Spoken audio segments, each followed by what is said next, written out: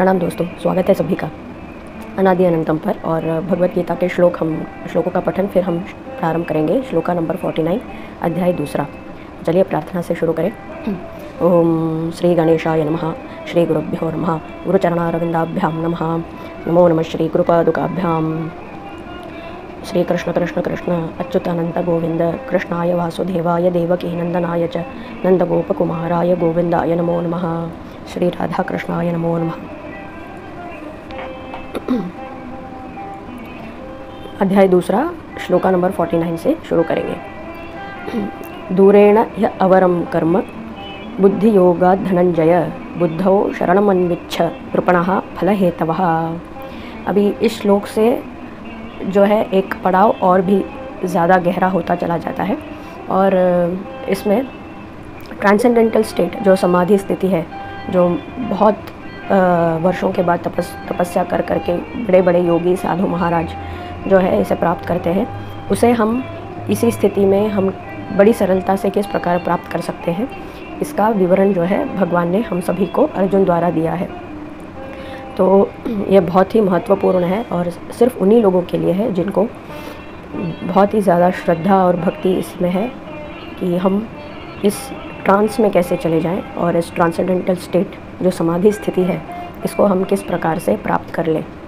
और ये समाधि स्थिति जो है ये अंत नहीं है। एक बार जो समाधि लगी उसके बाद ही जो है सत्य का ज्ञान जो है उस व्यक्ति को होता है। तो इसमें बहुत ही प्रैक्टिकली और बहुत ही सरलतापूर्वक भगवान ने बताया है। दूरेण ह्य अवरम कर्म बुद्धि योगात् धनंजय बुद्धौ शरणमन्विच्छ कृपणः फलहेतवः। इसका अर्थ क्या है? भगवान श्री कृष्ण कह रहे हैं दूरेण ही अवरम, दूरेण दूर से ही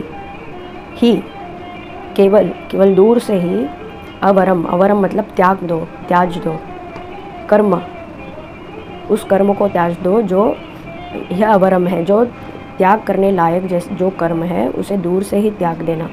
बुद्धि योगात् धनंजय, और ये आपको कैसे पता चलेगा? बुद्धि योग से, जो पिछले श्लोकों में भगवान ने हमें सबको समझाया है कि आत्म तत्व को समझकर, जानकर और एकाग्र मन से उसी का ध्यान करते हुए योग में हम काम करते रहें, और यही बुद्धि योग है। तो हे धनंजय, इस बुद्धि योग के बल पर तुम क्या करो? दूर से ही उन कर्मों को त्याग दो जो अच्छे नहीं हैं, जो त्याग करने के लायक हैं, जो आत्म से संबंधित कोई कार्य या धर्म से संबंधित किसी का कार्य में नहीं जुटते। बुद्धौ शरणमन्विच्छ, और इसके बाद क्या करो? एक बार ये जो बुद्धि तुम्हारी स्थिर हो गई, बुद्धि योग वाली जो बुद्धि स्थिर हो गई, उसमें शरणमन्विच्छ, अन्विच्छ प्रयास करो। क्या प्रयास करो? शरणागति का प्रयास करो। और शरणागति का अर्थ क्या होता है कि हम अपना कोई भी ना चलाएं, हम अपनी ना चलाएं, सिर्फ छोड़ दें कि है कोई और वो कर रहा है या कर रही है।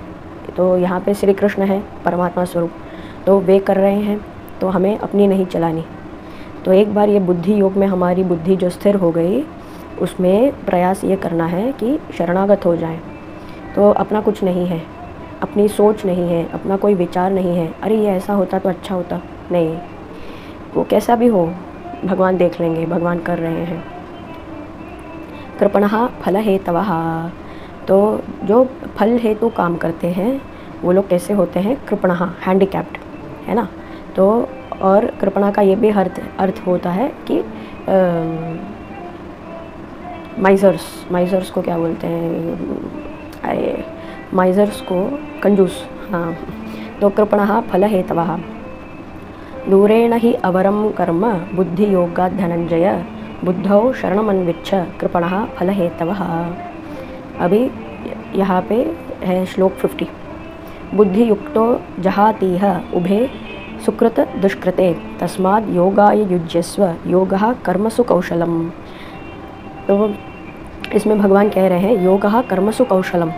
तो अपनी पृथ्वी में और इस लौकिक आचार विचार के इस जगत में हमें क्या लगता है सबसे बढ़िया काम कौन सा है? जो परफेक्ट हो, कोई भी इसमें कोई नुक्स या ये कमी निकाल ना पाए, वो सबसे अच्छा कुशल व्यक्ति।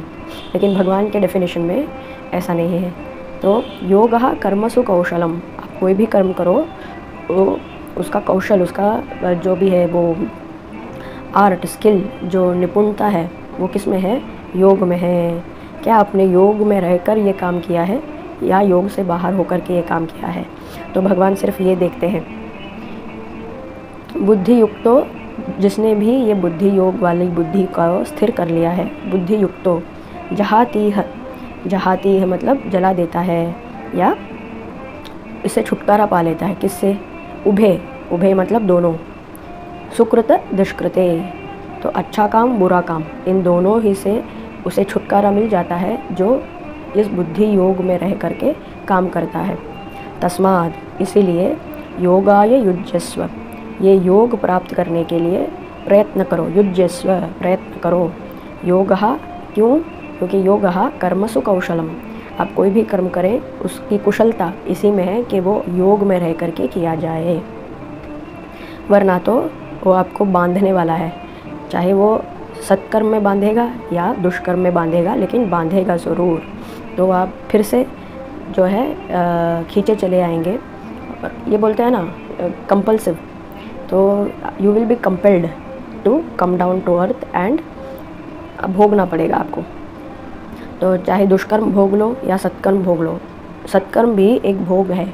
तो इसीलिए कभी सत्कर्म करके भोगने की, अच्छे फलों की इच्छा भी नहीं करनी चाहिए, क्योंकि वो भी आपको बांध रहा है, फिर से आपको यहीं पे डोरी से खींच के रखेगा।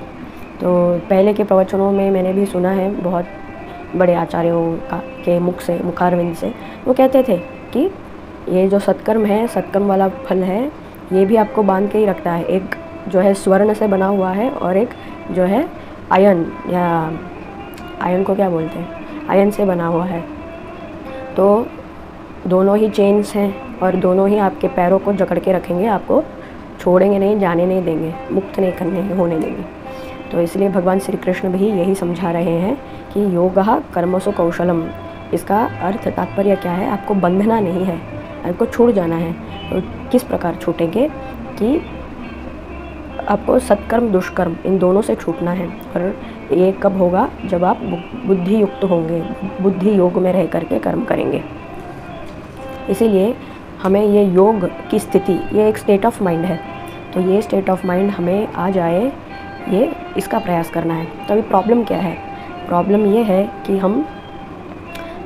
हमें आदत है कि एक्शन रिएक्शन में लगे रहने की। तो सबसे पहले तो ये एक्शन रिएक्शन वाला जो फॉर्मूला हमने सीख के रखा हुआ है, जन्मांतर से आ रहा है, हमारे अंदर बैठा हुआ है, उस हैबिट से हमें छुटकारा पाना पड़ेगा सबसे पहली बात। तो कोई भी एक्शन हो, सामने से एक्शन आए, स्टिमुलस आए, तो हमें उसका रिएक्शन ना करने की पहले आदत डालनी पड़ेगी। फिर बाद में हमें सही गलत का ये जो डिस्क्रिमिनेशन पॉइंट है हमारी बुद्धि में, उसको हमें न्यूट्रलाइज करना पड़ेगा। फिर तीसरा ये पड़ाव हमको क्रॉस करना पड़ेगा कि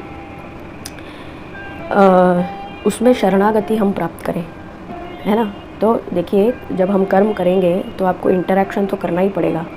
तो बिना, अगर किसी ने आपसे बात की तो आपको सुन के समझना भी पड़ेगा, परंतु इसमें योग में रह करके ये करना है।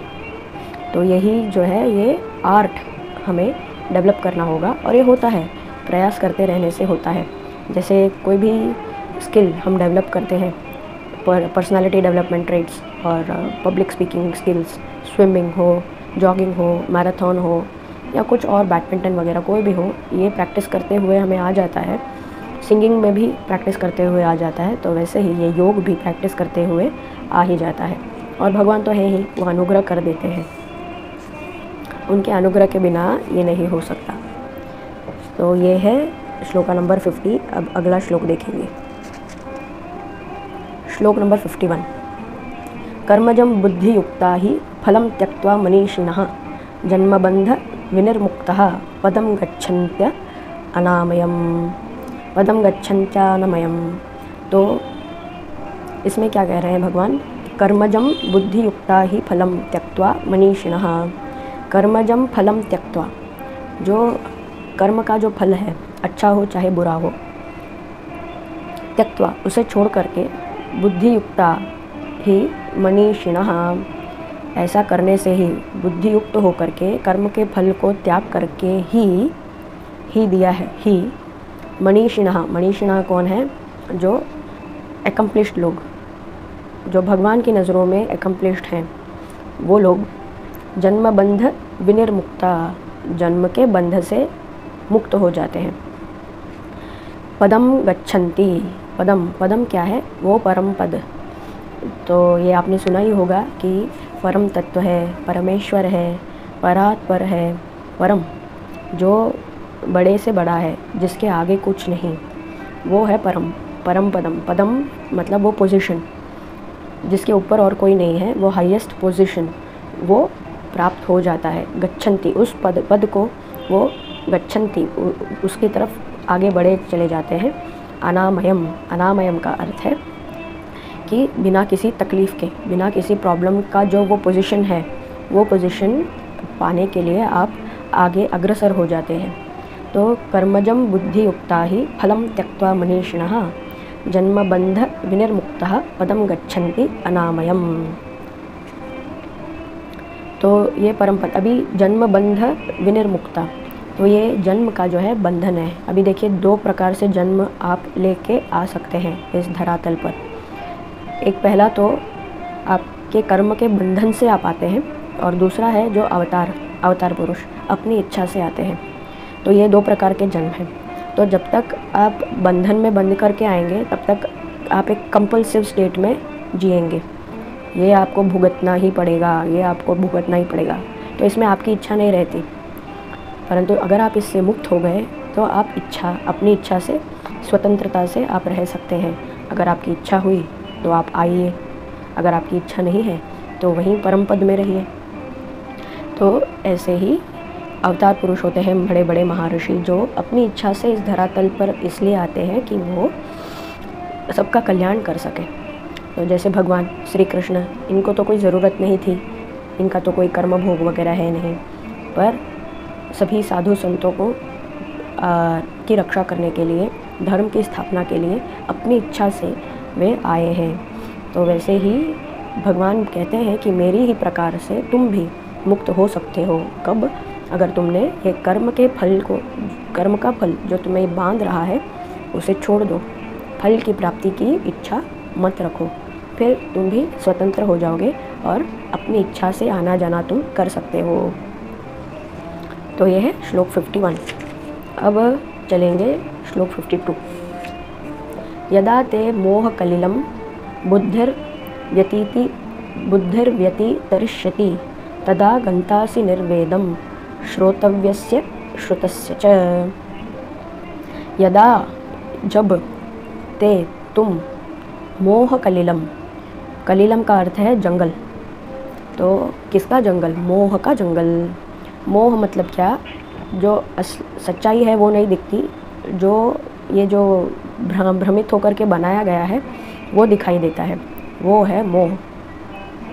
तो यदा ते मोह कलिलम, तो ये जो माया का जंगल है जिसमें सच्चाई नहीं दिखा देती, जो माया है वो दिखाई देती है, इस जंगल से बुद्धिर्व्यतितरिष्यति, उस बुद्धि को पा लेने के बाद उस बुद्धि से, वो फलक्रम बोलते हैं ना, लिवर, उस बुद्धि के लिवर से तरिष्यति, तुम तर जाओगे। जब ऐसा होगा, तदा, तब, गंतासि, जाओगे। कहाँ जाओगे? उस स्टेट ऑफ माइंड में, निर्वेदम, श्रोतव्यस्य श्रुतस्य च। निर्वेदम के कई सारे अर्थ हम समझ सकते हैं। तो सबसे पहले सिंपलेस्ट अर्थ क्या समझेंगे कि निर्वेदम, आपको उसका ज्ञान नहीं होगा। किसका ज्ञान नहीं होगा? श्रोतव्यस्य श्रुतस्य च। श्रोतव्य मतलब जो हम सुनने जा रहे हैं, और श्रुतस्य जो पहले से हमने सुन रखा है, जिन बातों को हमने पहले से सुन रखा है और जो सुनने जा रहे हैं, इन दोनों ही बातों का निर्वेद मतलब ये हमारे ध्यान में आएगा ही नहीं। तो कहने का तात्पर्य ये है कि आपका स्टेट ऑफ माइंड ऐसे ट्रांसेंडेंटल हो जाएगा, समाधि स्थिति आ जाएगी कि आपको ये भान ही नहीं रहेगा कि क्या चल रहा है, क्या नहीं चल रहा है, क्या अच्छा है, क्या बुरा है, ये सब आपकी नज़रों से और आपकी चेतना से निकल जाएगा। यदा ते मोह कलिलं बुद्धिर्व्यतितरिष्यति तदा गन्तासि निर्वेदं श्रोतव्यस्य श्रुतस्य च। तो यह है श्लोक नंबर 52 52 तक। तो आज के लिए इतना ही, आगे फिर इससे बढ़ेंगे और इससे भी ज़्यादा बहुत सारी मोहक बातें हैं, इम्पॉर्टेंट बातें हैं, वो हम समझने का प्रयास करेंगे। तो ओम श्री कृष्ण कृष्ण कृष्ण तत्सर्वम श्री कृष्णार्पणमस्तु। प्रणाम, शुभ रात्रि।